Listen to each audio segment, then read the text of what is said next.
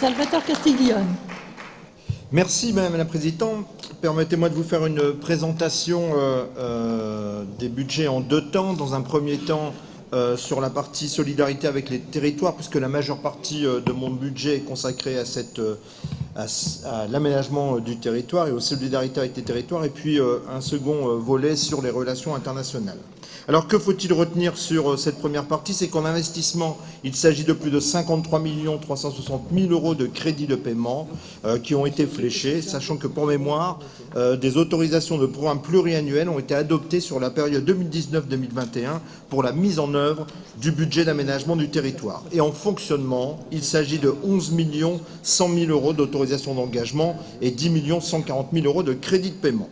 Ce budget en faveur de l'aménagement du territoire renvoie à 4 grandes orientations suivantes. L'aide aux projets d'investissement en faveur de collectivités locales dans le cadre des fonds territoriaux de la PRADET, politique régionale d'aménagement et d'équilibre des territoires. Cette politique intègre également les contractualisations en cours concernant les territoires en dynamique de reconversion et de développement, tels que les contrats de redynamisation des sites de défense, le contrat du Calaisis, le pacte pour la réussite de la Sambre-Avesnois-Thiérache et bien sûr l'engagement pour le renouveau du bassin minier.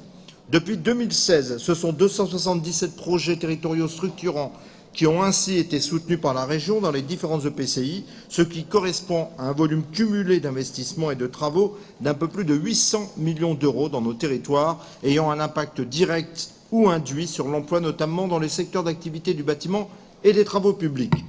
La deuxième orientation nous renvoie à la poursuite des nouveaux dispositifs de redynamisation de centre-ville et centre-bourg, lancés fin 2018 et 2019 avec des fonds d'intervention au dernier petit commerce. Bien sûr, il y a le soutien régional aux 23 villes du programme Action Cœur de Ville national, au déploiement d'un dispositif régional spécifique en faveur de la redynamisation des centres-villes, centres-bourgs s'adressant à un autre pôle de centralité, sélectionné dans le cadre d'un appel à projet régional, faut-il le rappeler, où 114 communes lauréates ont été accompagnées dans ce cadre, et sans oublier le nouveau dispositif adopté par la délibération du 24 septembre 2019 visant à aider les collectivités à maintenir leur dernier petit commerce de proximité.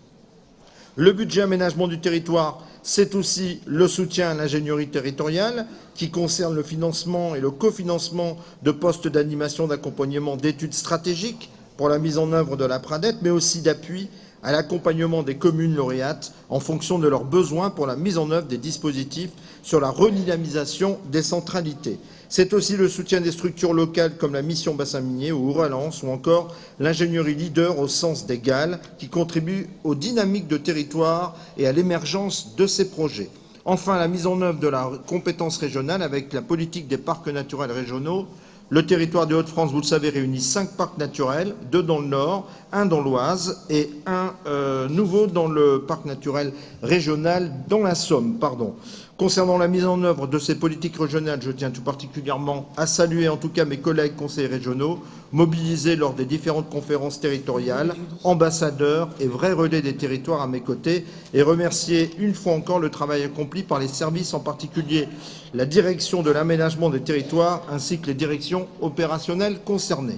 Sur les relations internationales, le budget international se répartit sur 3 axes de la stratégie régionale qui est désormais largement engagée et sera développée et poursuivie sur les exercices budgétaires ultérieurs. Pour l'axe énergie pour l'Afrique, la dynamisation a été lancée en 2018 et est en cours de déploiement, principalement au travers d'un appel à projet impliquant les acteurs des Hauts-de-France, mis en ligne en juin 2019 et dont les premiers projets ont été votés lors des instances d'octobre et novembre. Et cet appel sera reconduit en 2020. Pour l'axe mobilité européenne et internationale, il s'agit en 2020 de poursuivre le soutien à l'information des jeunes, notamment au travers de l'organisation de la quinzaine de la mobilité internationale et de la 9e édition Cap sur le Monde qui se déroulera cette année à Amiens, en lien avec Amiens, capitale européenne de la jeunesse, mais aussi de développer le soutien aux différentes mobilités dans le cadre des appels à projets Génération Plus Mobilité et du dispositif Mobinov.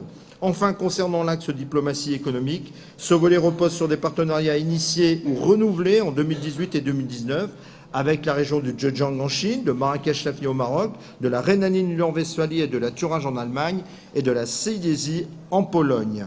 Sur ce programme, en 2020, sera par exemple organisé un forum de la diplomatie économique Chine, avec l'accueil d'une centaine d'hommes d'affaires de la ville de Ningbo, et reconduit bien sûr les rendez-vous de la Chine.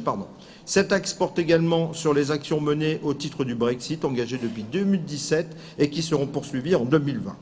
Aux 3 axes de la stratégie régionale s'ajoute un volet d'intervention territoriale en appui aux actions publiques et privées du territoire de la région à l'international, tels que liens de coopération et le soutien à la plateforme de la mobilité. Voilà ce que je pouvais vous dire concernant mon budget, qui se veut ambitieux, volontaire et équitable envers les territoires, afin de mettre en œuvre efficacement les projets au bénéfice de nos concitoyens. Merci. La parole est à Julie Riquier.